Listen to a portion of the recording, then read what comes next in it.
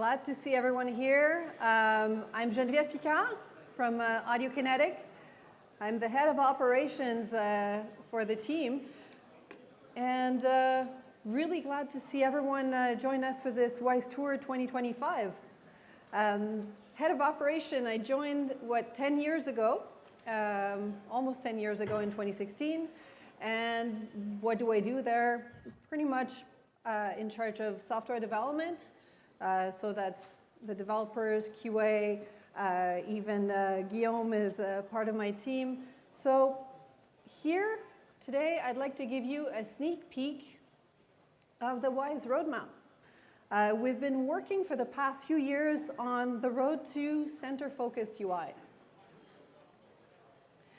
And if you look at different examples of 3D tools that you might be using, such as Unity, Twanjie game engine, everything that you're working in is actually in the center.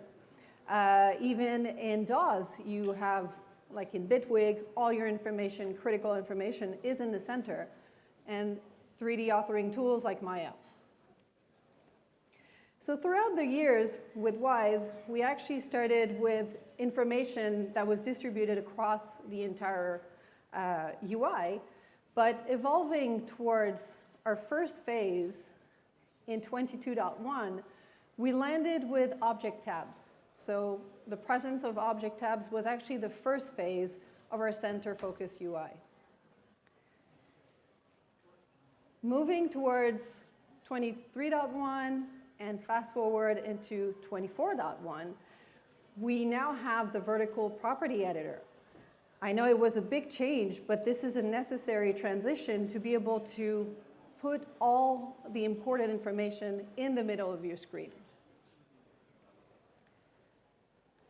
And we're still working on that vertical property editor. In 25.1, after the beta 3 actually, so in the version that's going to come out in November, the production-ready version, you're going to have your default favorites in the vertical property editor, and we also brought back the vertical volume slider. You will have the option to display it vertical or not. So object tabs, vertical property editor, and towards the center focus, we want you to be able to edit everything with the containers and your different tracks. What did we do additionally on that roadmap for center focus? In 25.1, we merged the hierarchies. So now there's a single concept of containers grouped together. And the media pool that actually Guillaume is going to showcase right after allows you to have access to all your sample libraries and source files directly within Wwise. Road to the future, we want to have that segment available for audio. So unify workflows for music, sound, and voice. But my most important message today is really, we're trying to shape the future of interactive audio together.